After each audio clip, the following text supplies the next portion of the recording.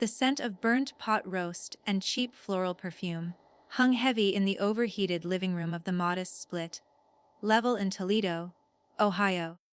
A cloying mix that would forever be the smell of shame for Sarah.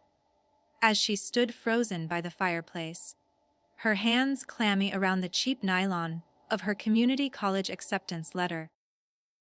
The one she'd worked 2 years at the diner to earn, while around her the relatives buzzed with news of her cousin Jessica's appointment to the Naval Academy. Her Aunt Linda's voice shrill with triumph as she gushed about the crisp white uniform, the honor, the future, and Sarah's mother, Carol. Her face a mask of practiced sympathy and deep-seated disappointment, placed a heavy hand on Sarah's shoulder, not in comfort, but as an anchor to hold her in place for the public dissection, and said loud enough for every uncle and second cousin to hear. "We're so proud of Jessica. Of course, a real future, a real uniform, something to respect. Not like some vague liberal arts degree from a nowhere school."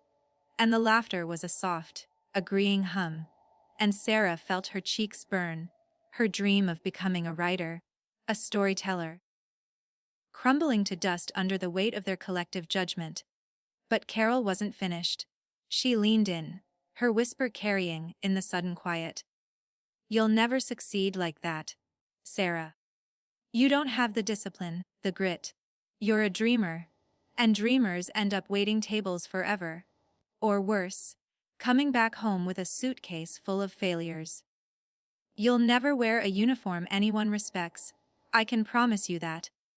The words, delivered with the calm certainty of a weather report, landed like physical blows, and Sarah's vision blurred. The faces of her family, her stoic father looking at his shoes, her smirking brother, swimming in a haze of hot, unshaped tears, her confidence, already a fragile thing, shattered completely. An inner collapse so total she felt hollow, a shell of a person standing in her own best dress. And she said nothing, could say nothing. The silence screaming in her ears, as she turned and walked out of the room.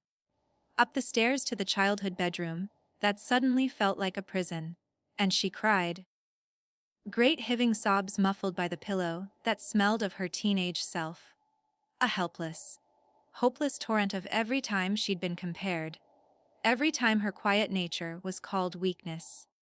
Every time her mother's love felt conditional on a trophy she could never win, and the next morning, with a resolve born of utter despair, she packed a single suitcase, withdrew her meager savings from the local bank, and bought a one-way Greyhound ticket as far as her money would take her, which was to Denver, Colorado, a place chosen for its majestic, indifferent mountains, a landscape vast enough, she hoped, to swallow her whole, and maybe spit out someone new. And as the bus pulled out of the station, the gray skyline of Toledo shrinking behind her, she made a silent vow, not of loud revenge, but of quiet endurance, a whisper to herself.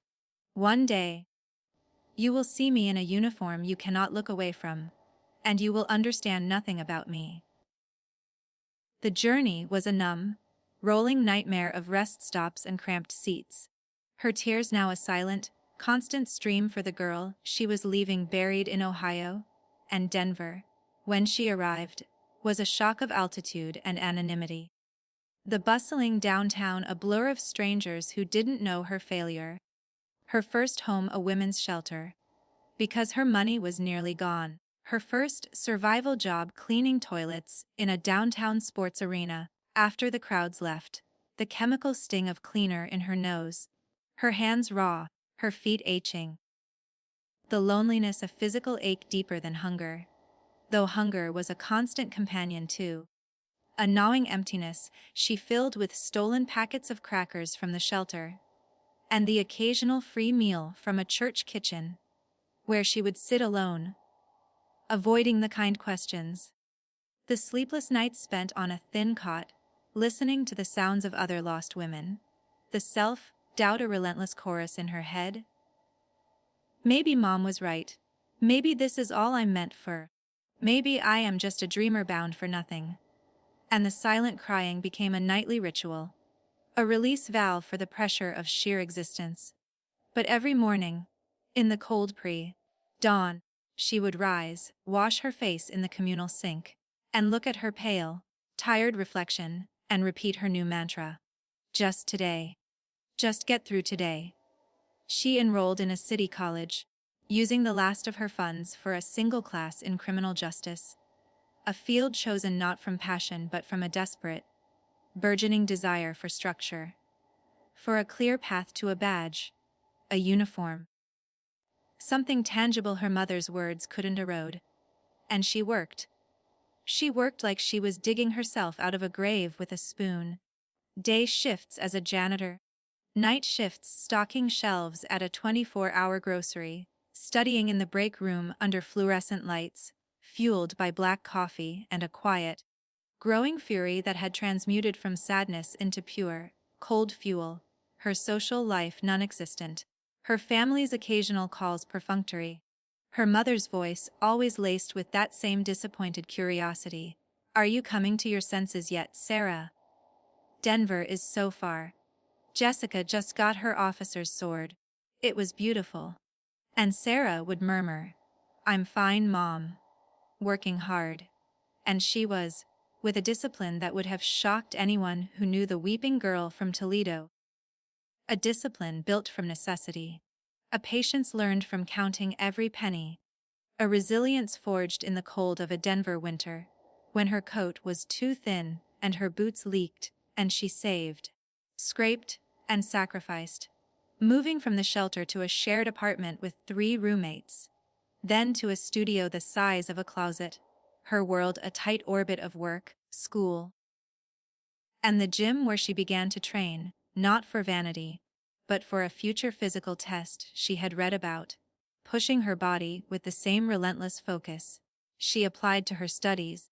The slow build of knowledge and strength, a kind of quiet revenge in itself, her transformation internal and profound, the dreamy girl hardening into a woman of steely resolve, her eyes losing their vagueness, gaining a directness that made people listen, and she earned her associate's degree, then applied to every law enforcement agency within 100 miles, facing rejection after rejection, told she was too quiet, too small, not aggressive enough, but she persisted, her patience now a superpower, and finally, a break.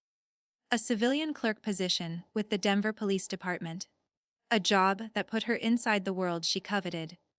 And she absorbed everything, learned procedures, codes, the culture, volunteering for extra duties, taking every available training, her reputation growing as the quiet, impossibly diligent woman who never complained and always delivered, and she applied again, this time to the Federal Law Enforcement Training Center.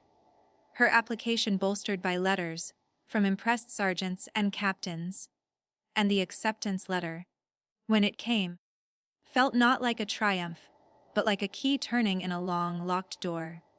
And she left for the rigorous training in Georgia, a world away from everything, where the discipline was total, the physical demands brutal, the academic challenges intense. And she thrived, the very qualities her mother had dismissed, her quiet observation, her thoughtful nature, her capacity for deep focus, becoming her greatest assets. She learned not to shout but to command with presence, not to fight with anger but with controlled skill, and she graduated, not top of her class, but with solid, respected scores, and was sworn in as a Deputy United States Marshal, her first assignment in Phoenix, and the day she put on that uniform for the first time, the crisp blue shirt, the gold badge, the nameplate that read, Marshal, S. MyLR. She stood before the mirror in her empty apartment, and did not cry. She simply stared, seeing the ghost of the girl in the Toledo living room superimpose over the image of the woman she had become, and she nodded once, a silent acknowledgement to herself. The revenge not yet complete, but the foundation unshakable, and her career was a slow, steady climb, built on competence and calm under pressure. She worked fugitive operations, witness security, court details, earning the respect of her peers, and the fear of the criminals she pursued. Her authority earned through action, not bluster. Her personal life still sparse. A few trusted friends, no time for the dramatic relationships she read about in books, her heart still carefully guarded. The old wound a fossil that gave her strength, not weakness. And she rose through the ranks, her calm demeanor and strategic mind marking her for leadership, eventually assigned to a high-profile protective detail in Washington, D.C. Her world now one of classified briefings, armored vehicles, and a responsibility that weighed heavy, but that she carried with grace, her success a quiet fact, unknown to the family in Ohio who still pictured her as a struggling waitress or a clerk. The occasional holiday call, now filled with her mother's vague complaints about life, her father's quiet pride in Jessica's military family, and Sarah would listen, offer little, the power dynamic having shifted so completely within her that their words now felt like echoes from a distant, irrelevant planet, and the opportunity for the final, silent confrontation came not from any planning on her part, but from duty, as a high-threat trial required marshals to secure a material witness from Ohio, and the logistics brought her team to a federal building in Cleveland, a short drive from Toledo, and as fate, or perhaps poetic justice, would have it, her mother, Carol, now retired and involved in local civic matters, was in that same building that day for a county tax appointment, and Sarah, in full dress uniform, her badge gleaming, her posture straight,